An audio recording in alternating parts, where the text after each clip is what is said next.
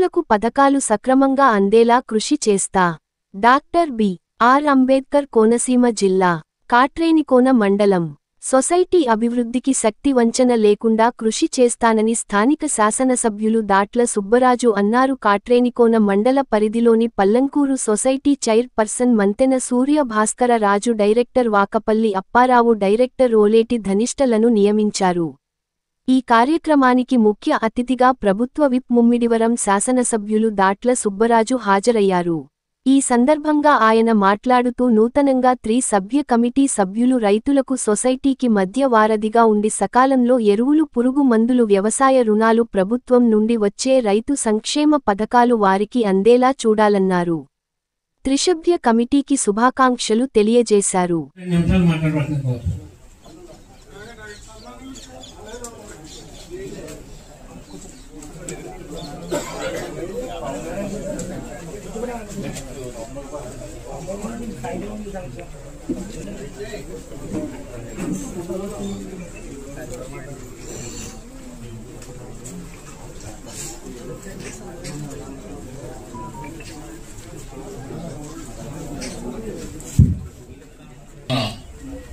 ప్రీతమ శాసనసభ్యులు బుచ్చిబాబు గారికి, సభకు ఇచ్చేసిన మీ అందరికీ శిరస్సు వచ్చి పాదాభివందనం చేస్తున్నాం. ఈవేళ పల్లంకూరు కూలి కోసం పోరాటం, పల్లంకూరు పేద ప్రజల పోరాటం అనే ఒక పాట పార్లమెంట్ లో ప్రతిధ్వనించినటువంటి చరిత్ర ఈ గడ్డ మీద ఉంది. అటువంటి ప్రతిష్టాకరమైనటువంటి పల్లంకూరు ప్రాథమిక వ్యవసాయ పరపతి సంఘానికి నాకు అత్యంత ఆప్తులు, నాకు ప్రాణప్రదమైనటువంటి మిత్రులు, గౌరవనీయులు మంత్రి సూర్యబాబురాజు గారికి ఇవ్వడం, ప్రత్యేకంగా ఎమ్మెల్యే గారికి కృతజ్ఞత తెలియజేసుకోవడం నేను సంతోషం. 89లో ఆయన నాకు పరిచయం అయ్యారు. అప్పటి నుండి 94లో నేను ఎమ్మెల్యేగా పోటీ చేసే వరకు నాతో పాటు హైదరాబాద్ 6 నెలలు ఆయన సంవత్సరాన్ని ఇల్లు వాకిలి వదులుకుని నాతో ఉన్నటువంటి వ్యక్తి. అంటే పార్టీకి ఎంత కమిటెడ్ వ్యక్తో అర్థం చేసుకోవాలి. ఆ విధంగా ప్రతి కార్యకర్త ఇవాళ అర్థం చేసుకోవాలి. పార్టీ కోసం కట్టుబడి ఉంటే, పార్టీ కోసం కష్టపడి ఉంటే తప్పకుండా నాగరి నాగేశ్వరరావు చెప్పినట్టు లేవలేని వయసులో కూడా పదవులు వస్తాయి. అదే ఇప్పుడు మన సూర్యబాబు గారికి వచ్చింది. అది తెలుగుదేశం పార్టీ. ఈ రెడ్డి గ్రామంలో ఉన్న సంఘ సభ్యులందరూ కూడా ఏకగ్రీవంగా ఆయనకి ఇచ్చినప్పుడు ఎవరు కూడా అభ్యంతరం పెట్టిన పరిస్థితి. అదే బాధ్యతతో మీ సంఘ సభ్యులు ముగ్గురు కూడా, ఎందుకంటే పల్లంకూరు గ్రామం పూర్తిగా వ్యవసాయ ఆధారిత గ్రామం.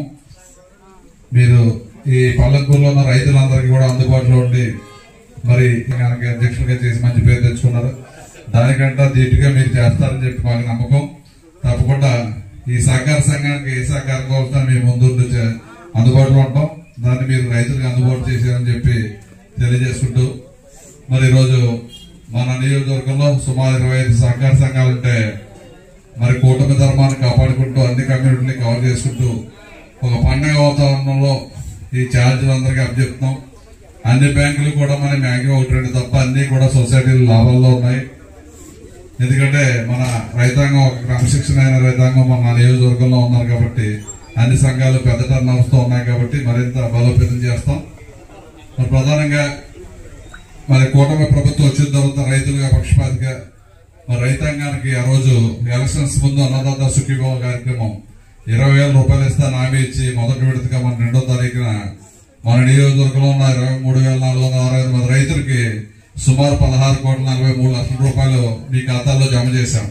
మొదటి విడతగా 3 విడతల్లో మన నియోజకవర్గంలో ఉన్న రైతాంగానికి కూటమి ప్రభుత్వం 50 కోట్ల రూపాయలు మరి అన్నదాత సుఖీ ప్రకారం మరి నిన్నగా మొన్న ఆగస్టు 15 రోజున ఏదైతే సూపర్ 6 హామీలు ఇచ్చామో మరి మహిళా సోదరీమణులందరికీ కూడా రాష్ట్ర వ్యాప్తంగా ఎక్కడ తిరిగినా ఉచితంగా బస్సు ప్రయాణం 60 కోట్లు తల్లులకి. పల్లంకూరు గ్రామం చాలా పెద్ద గ్రామం.